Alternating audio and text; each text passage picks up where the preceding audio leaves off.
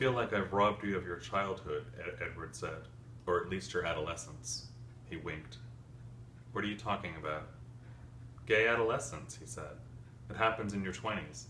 You'd know that if I hadn't stolen it from you. Edward, don't be ridiculous. I know what I'm talking about, he said. You know what my 20s were like. He did. Edward had told him all about it.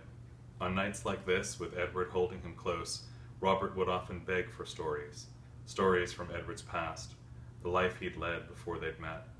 He wanted to know all of Edward's stories, the years he'd missed, the world he hadn't known, the Edward who had lived back then. There were many Edwards, he knew that. He would never know them all. At first, Edward hadn't wanted to talk about the past. He just called it different and got that look in his eye, half wistful, half terrified. And he would hug Robert to him like a life preserver. But sometimes Robert could get him to reveal the details, to paint the unfamiliar pictures in his mind. The stories had seduced him, like verbal porn, a tape playing in the background while they made love.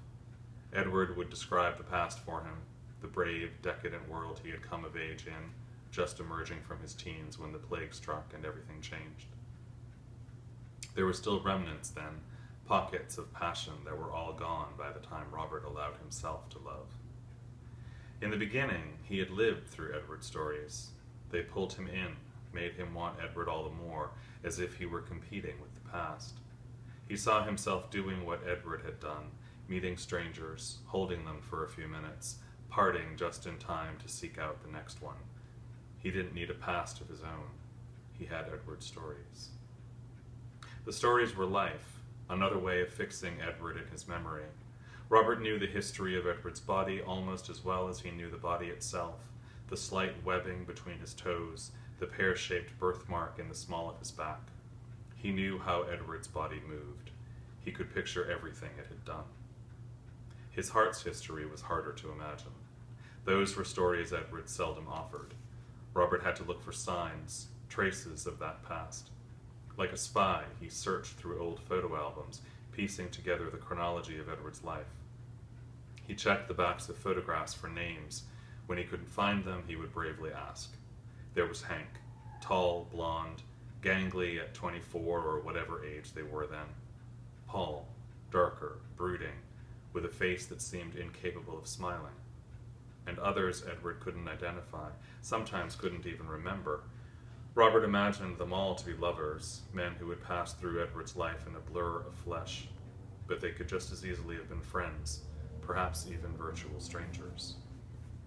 Robert reached for the lamp on his side of the bed and cloaked them in darkness. I wasn't exactly a virgin when you met me, he protested as they settled down. Now it was Edward's turn to cradle Robert. For years now they had ended every night like this, Robert curled on his side, head resting on Edward's chest. Sometimes he would even fall asleep in this position.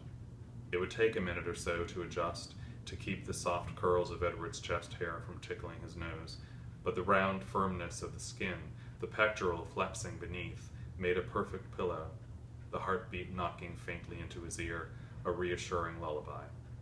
Every night he would drape one arm over Edward's chest, the other curled beneath his own body, hand cradled under his shoulder, and wait for sleep. With Edward's arm resting on his shoulder, Edward's breath blowing softly through his hair, he would drift effortlessly into a deep sleep, dreams that melded smoothly with reality, and awaken rested, inspired. Habit still drew him into the position even now, when the muscle had wasted half away, no longer the firm pillow he craved, and his cheek felt instead the hard bone of the ribcage, as if the skin were merely a fabric pulled tightly over its form. Now, ear pressed against Edward's flesh, he listened for the heartbeat, to reassure himself that it was still strong, still steady, still giving life to the body he held so close. He would clutch Edward's side now. He would close his eyes, not for sleep, but in a kind of directionless prayer. Robert had no God to pray to, no higher power in which to invest his fears and hopes. His prayers were not words, but visions, images of Edward as he longed for him to be, images of health and strength and old age. If he saw it clearly enough, if he held this body tightly enough, the two might come together. Dream. made flesh.